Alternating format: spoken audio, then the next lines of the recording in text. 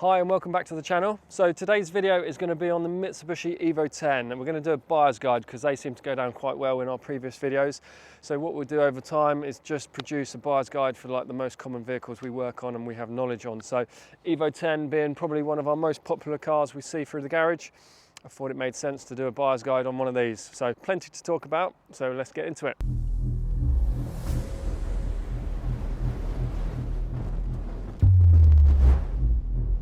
Okay, so when you're going to buy an Evo 10, you've probably already made the decision whether you want an SST gearbox or a manual transmission. So that's the main differences with these Evos, is what transmission to go for. You've got semi-automatic, which is called the SST, which this car is behind me, or you can go for a manual car. They're very rare, the manual cars. They came in FQ300s and FQ360s. So they're probably 20% of the market of manuals, the rest are semi-automatics. So the probably more available, cheaper option is to go for an SST. They do come with their problems, but we'll go through those later on in the video.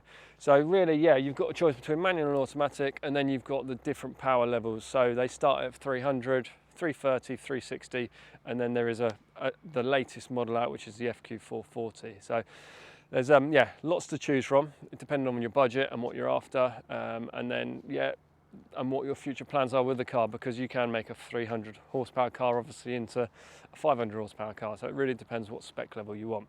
So we will also go through that later on as well. So overall, looking at the outside of the car, these cars, they don't come in a load of options of colours. They've got white, black, blue, red. I think that's it from factory, I may be mistaken, but that's basically the colour of these the Evo 10s. They started in 2008 and they went all the way up to 2014. They are a later generation, obviously, from the earlier Evos. They do have their own engine, so a lot of the Evos shared the same engine and transmission. These Evo 10s actually have their own engine. It's called a 4B11 engine. It's a 2-litre turbocharged engine, and like I said earlier, it can have a manual or a SST gearbox.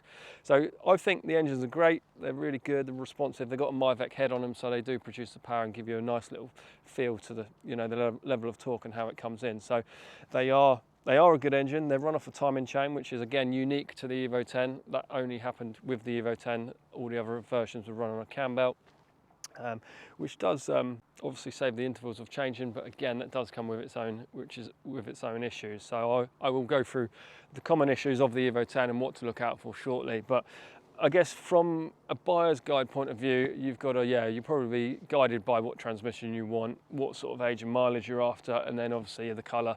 I think the blue is pretty nice. It's probably one of my favourite colours, to be fair. The most popular or common colour, I'd say, is the red. We see a lot of the red ones about. Don't see many white ones. Black, again, fairly rare. But yeah, for me, I think the blue is probably one of my favourites, to be fair. I do like that. Common things to look out for. I think really on the outside of the car, there's nothing particular to point out like some of the earlier Evos, because what you get with the earlier cars is like the corrosion and rust on the outside. But with these, they're pretty good. You don't really see the rear arches bubbling up, and the front wings, again, they don't really see the corrosion like the earlier cars. So I guess general look over, you know, as you would inspect any car, look for the you know, the panel, look at the panels, make sure there's no ripples in the panels, make sure there's no crash damage, go through it visually and then work out if you're going to need to spend any money on the paintwork or any panel replacement. But I think it's pretty straightforward on the outside. There's nothing specific for the Evo to look out for. General things to look out for is wheels and tyres and brakes condition. As with any car, these you know, are quite high consumable items on an Evo because they're being four-wheel drive and they're normally driven fairly spiritedly, so they do get through tyres and brakes. On the front, if you have a look at the front brakes, they come with a two-piece disc as standard, so you'll notice that disc is a two-piece. It's got obviously the bell separate to the rotor, and those discs are relatively expensive to change. I think you're looking at, for a decent quality disc, you're probably into £500–600 for a pair of front discs for the part only. So you want to make sure when buying one of these cars it has plenty of life left on the discs, because they are one of the more expensive consumables to replace. The standard wheels are 18-inch, so you know, tyres, make sure you've got a decent brand tyre on it with plenty of tread. You're probably into, like, I don't know, £150–200 for an 18-inch tyre with a decent brand. coming around to the front end, things to look out for is obviously stone chips and damage from sort of peppering on the front end of the car. This car obviously needs a good clean to inspect it, but I would say if you go to view a car, obviously try and make sure they've cleaned the car before you go and look at it, so you can get a good visual of the paintwork and the bodywork. One thing on these cars, fairly common, specific to the Evo X, is like the front bumpers. You may find that the front bumper looks like it's dropped a little bit. Sometimes you find a big gap between the headlight and the bumper, and that is because there is a plastic bracket underneath the headlight which basically supports the bumper, and a lot of the times, if the bumper's been on and off a few times, those brackets do break because they're just plastic, and it's very common to see a car that looks like the front bumper's dropped. This car, I don't think it's horrendous, to be honest, but you will notice if you look at the front gap in that headlight, there is a gap basically, and then this one there's not a gap.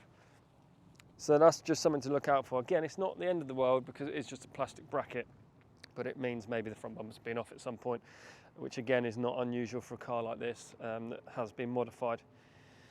So that's a little note on the bodywork there. The rest of the car, really, exterior is self-explanatory. Just go around it, make sure you're happy with the condition of it.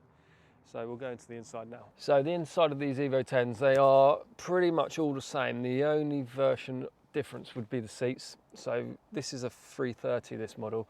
Evo 300, 330 and the 360 will have the same seat. So they're the Recaro bucket seats. They're a nice seat, Alcantara and cloth. Very nice, very comfortable. There is a leather option you can get with the Evo X, which is again very rare. We don't see a lot of it. I've seen it a few times, maybe like on some of the optional, the special models like the 360, you'd potentially get a full leather package. But in terms of dash, steering wheel, gear stick, all that stuff, it's all the same. So there's not many options. Basically, it's just the interior trim on the seats. These cars come with the Mitsubishi multi-communication system, which has a sat nav. DAB radio, it's basic, but it's it's functional, it's okay. A lot of people change the head unit because it's like a double din. You might find that, but yeah, the Rockford Fosgate system's pretty good, and it has a sub in the boot as well, which is quite nice. So things to look out for, I guess, when you're buying a car is just wear and tear on the inside. So check the seats, check the bolsters, have a look on the driver's bolster, particularly. This one's a little bit worn, a little bit sunken, it almost goes through and you can feel like the padding's gone and it goes onto the metal framework of the seat.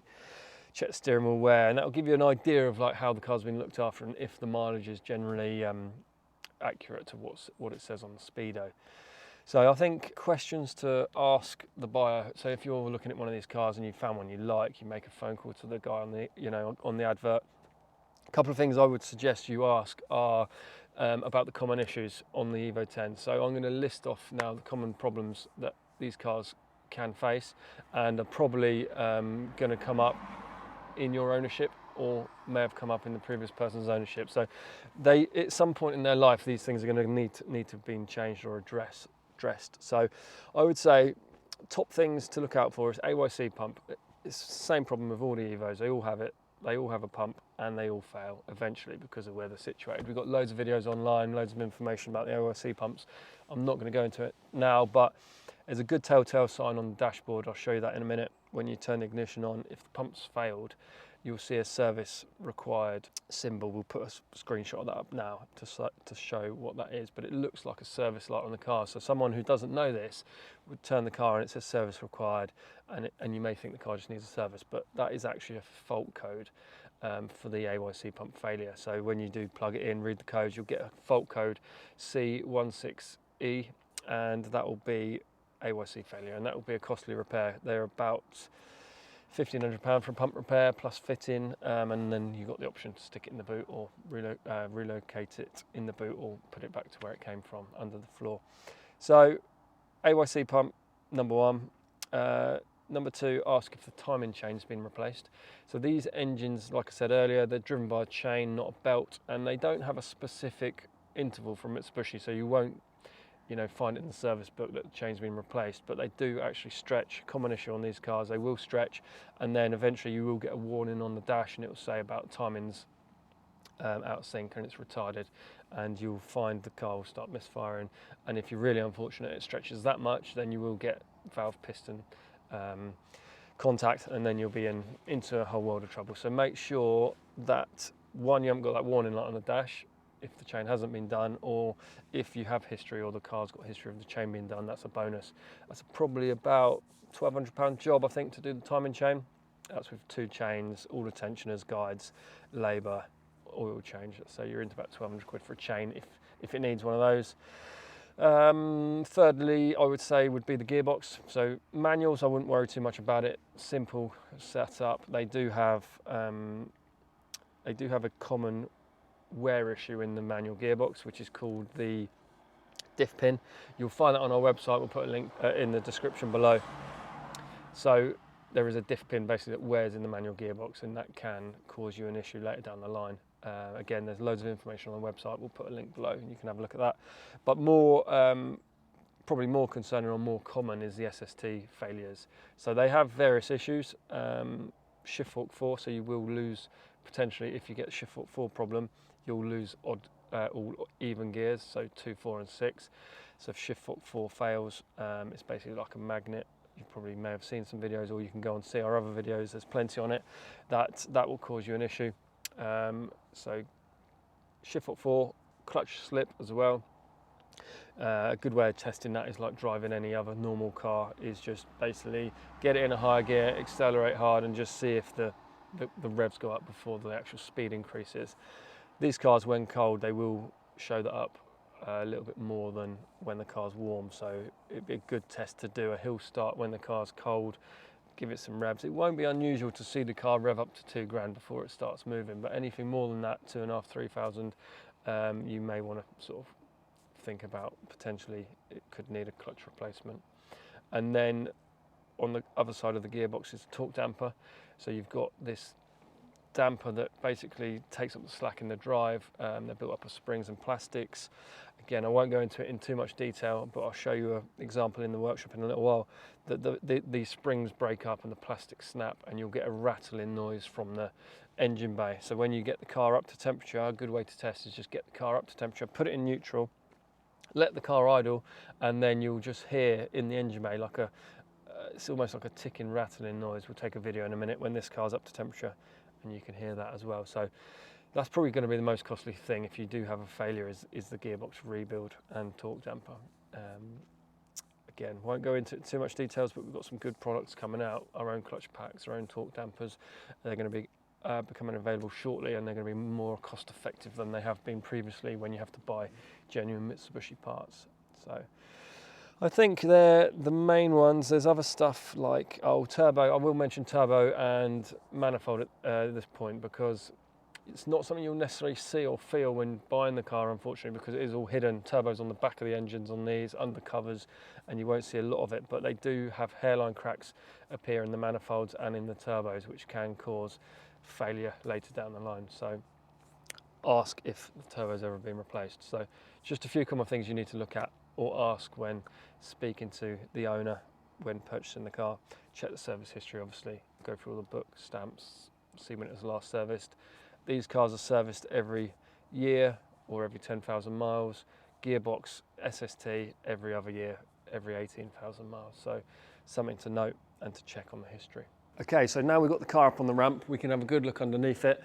If you're lucky enough to have the opportunity to do that before you can buy the car, then great, do that, because it will show up a few little things that I'm going to point out now. So underneath the car, these cars, they are not like the earlier cars where they do rot out because of the age they are, I guess, and they're probably a little bit better protected. But the sort of steel components, so subframes, as you can see, this subframe's pretty corroded, anti-roll bar getting all a bit flaky. Something to look out for. We have seen them in a situation where they do actually rot through on the subframe. So keep an eye on the subframes, have a look at the alignment bolts. So you've got like the camber arm and toe adjustment bolts here and here. They sometimes get so corroded and rusty and sometimes even covered in underseal that you can't actually adjust the alignment from them. So quite often when a car comes into us for alignment, we end up having to change the 4 bolts either side before we can actually align the car. So keep an eye on that. Subframes is one thing that is a common process that we do here at Auto Talk. So front and rear subframes, we have them in stock, fully refurbished, so sandblasted, powder coated, new alignment bolts, and we offer almost like a drive-in, drive-out service, new suspension arms, bushes, etc. So we almost do like a rear end mini restoration for these cars because it's so common. This car is due one basically. Looking at it, it's a little bit crusty. While we're under here, at the back end, if you just look over here, this is where the AYC pump is situated. So as you can see, it's right behind the rear wheel. It does have a little flap next to it to try and protect it, but as you can see from the cover of the actual pump, it's rusty. So all the water ingress goes in there, and that's what destroys the pump. So have a little visual of that. Even if it's not on a ramp, you can probably stick your head under the back of the car and you can see if there's any leaks or any rust falling off of it. General condition there, not like the early cars, like I say, so they don't have chassis leg issues. But what they are showing signs of now is like the sills. So this is the sill of the car. It's straight, it's solid, it's just got surface corrosion on it. So, you know, in a few years' time, who knows how bad that's going to get. Eventually it's only going to get worse and it will sort of start pitting and holing. So have a look at the underside of the car. This car's got no additional underseal from factory, so it's all completely standard. They have random patches of underseal. There's absolutely nothing in the middle. And then on the outside, you've got this thick rubbery underseal that does protect it to a certain degree. And then again, on the outside of the seals, there's no underseal. So they're not very well protected, not very well suited for this country in standard form. So that's why we recommend a good clean up underseal and then potentially do the steel components underside. Subframes, you can see this is all starting to flake, and when the paint comes off, the rust sets in, and then that's when it can start to rot them. So yeah, it's all like bolt-on stuff, so it's not detrimental to the car. It just means that it's something to keep an eye on and freshen up as and when you can do it. And coming right to the front of the car, we've got obviously the engine and transmission. Good visual underneath the car. Make sure there's nothing leaking. Sump pans, common for corroding. This one's getting a little bit crusty. They do get porous and they can start leaking oil through like the actual sump itself. And also these are sealed on with a sealer rather than actually a gasket like all Evos. So have a good look around the sump, all sides. And on the timing chain end, that joins the actual bottom of the sump there as well. So good to see if the timing chain cover's leaking, because again, that is a common issue because they're just sealed on, no gaskets. Over time, the sealant wears away, gets degraded, and then you will start getting some oil leaks from that. So oil leaks, engine side, transmission, again, you've got transfer box, you've got the gearbox. Just have a quick visual, see if there's any leaks appearing, or look if it's damp on any of the seals, drive shaft seals, etc. This car's pretty good, to be fair. It's looking fairly dry. There's a couple of little spots, but nothing unusual. It's what we'd expect from a car like this age and this mileage. So yeah, that's the basics to check underneath. What I'll do now is I'll quickly go into the engine room with you, take you in there, and we'll show you a good example of a blown turbo and a cracked manifold. And I think I've also got a torque damper in there as well. So let's head over there now. Okay, so what I've got in front of me here is an Evo 10 turbo. This is a failed turbo that I was talking about earlier. The common issues on these start with the cracked manifold. So this is the top of the manifold. The exhaust cover I showed you in the engine bay. If you took these two bolts out, you can get the lid off the cover off of the manifold, and you see there's two hairline cracks that actually go through the manifold there. So that is the starting point of the failure. And then you'll get an internal crack across there, and then also the crack, if it's bad enough, it'll go all the way around. You can actually see the black soot on this one as well, where it started blowing because it had all distorted because it got so hot. So this happens on standard cars. You will see this happen on cars of ages of 40, 50,000 miles plus. Quite a common thing. It doesn't necessarily have to be tuned. The example I've got in front of me, this car has been tuned. So this was like a stage 2 car with like really aggressive pops and bangs, which is why we don't really promote that when we do a tune on a car. We go out more for performance rather than the sort of party tricks and pops and bangs because of this reason. If you have a look inside here, this is like the hot side of the turbo. So you've got a crack across there, and down by the penny washer wastegate, you've got a big crack in there. Again, you're never going to see that from buying the car or from outside of the car.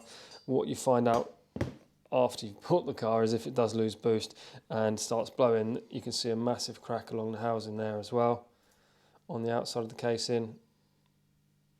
And then if I flip it over, there's more damage to it there inside. If you actually look through this hole here, that should be a round hole. You can see on this side here it's got so hot, so distorted, it's cracked, it's blown, and that in turn has damaged the turbo. Cold side, well, this is obviously hot side impeller. You've got serious damage to all the fins, and this part below, it's just, it also jammed the turbo up. So this car, when we got to it, it was making no boost, and that is obviously the reason why. So that is an extreme case, but you will have this issue in the lifetime of an Evo 10, unfortunately. Cracked manifold, cracked turbo housing, inevitable, unfortunately. We keep the hot side manifold, the hot side turbo housing in stock, so we can do a replacement of just the hot side if the rest of the turbo core's in stock. That's probably a cost-effective way of getting your car back on the road. Alternatively, is to change the whole turbo. For approximately £400 more, you can buy a whole turbo, and if your car's got some mileage on it, then it might be the way to go to freshen up the whole thing. So that makes sense. So yeah, that's the turbo in a nutshell. That is what you see, or we see very, very regularly on the Evo 10s, unfortunately. So that's why it's good to ask the owner if they have had a turbo replacement in the life of the car. So look out for that one. Okay, so the other common issue we spoke about earlier in the video was the torque damper rattle. So this is the actual mechanics of it in front of me here. So this is a torque damper. If you've never seen one before, it's basically a mechanical plate with springs, plastics inside, and it rotates and takes up the slack of the drive. So its job is to do what it says, is to dampen the torque. But unfortunately, they are quite weak. You can hear that rattling. That is basically because the springs are broken and they're moving on their own. There should be tension inside that, and they should be not rattling like that. So when that was in the car, like I say, you get the car warm, put it in idle, take it out of drive, and you will just hear like a chattering, rattling from the gearbox. And you may think it's from the engine, because it is obviously quite close to the engine, but it is the torque damper, because that is, again, a very, very common problem. I would say, again, every car is going to need one at some point, because it's a weak point of the car. We're changing these regularly. As it stands now, we're end of the year 2023, and there is no stock available in the world for buying these parts from Mitsubishi. They have been on back order for a long time. We've spoke to them about getting more and getting them made, and they're given a lead time of 15 months minimum. So what we've done, we've gone about it our own way. We've actually got plastics made and springs made for our own torque damper conversion, a modified version that hopefully will never have this problem again. So long story short, we're going to be making them in-house ourselves. We're going to be cutting open the original housings, we're going to be putting our springs and plastics in, we're going to be welding them up, and we're going to be balancing them so that they're good to go inside your gearbox. So it's going to be cheaper, and it's going to be better than the original part, because I think at the minute, or when you could buy them, you had to buy the clutch and torque damper set, and it was approximately £1,900 plus VAT for that from Mitsubishi. But like I say, you can't buy them anymore. We actually got the last one from America. I found one in America, one of our dealers out there, and got that shipped over to the UK, and we actually fit that into a car last month. So now there's none available. We did have the last one. So yeah, give it a month's time and we should have these on the market, which is going to be very popular, because you basically can't buy, like I say, new. So that's the torque damper. We've got a solution for that. Clutches, clutch slip. This is a set of standard clutches. So you've got 2 stacks of clutches, one for the odd gears, one for the even gears. What we see on these, when they do a certain amount of mileage, they get hot spots, they get weak, and the clutch plates wears out. So you've got a combination of steels, and you've got a combination of frictions, and that gets stacked up. Standard car has 8 plates. We're looking at doing our own version, which we actually have done, and we're going to be testing very soon, is a 10 plate and a 12 plate, so it can take a higher clamping force and higher power and torque figures for the car, so they don't have slipping issues. So yeah, very common, very fixable, and we are all over that now with our own modified version. So look out for that. Within a month, probably end of November, we'll be looking at offering them out to the public, but we're just testing them at the moment. I think that shows you what we get up to. We've got loads and loads of gearboxes here. These are all mainly SST gearboxes. We are always doing SST gearbox rebuilds, so they have all the various different issues, from shift fault problems to torque dampers, clutches, internal gear set faults and things like that. So yeah, we are doing a lot of them, and I think probably the only Evo specialist now in the UK that do them. So give us a call if you've got an Evo 10 and you want a problem fixed, because we are, like I say, working on these daily. We're doing them day in, day out, and it is our most common car that we work on. So yeah, we're very geared up for them. Most parts are in stock. if we can't get the parts, we'll make the parts. That's how it's going at the minute, because some of the parts are becoming inaccessible to buy. So I think that probably wraps the video up. I hope it was helpful. If I've missed anything, apologies. Drop us a comment below and I'll help you answer that, or drop us a call. Pick up the phone, drop me an email. All the details are on our website, autotalk.net, and we'll be happy to help. Thanks for watching.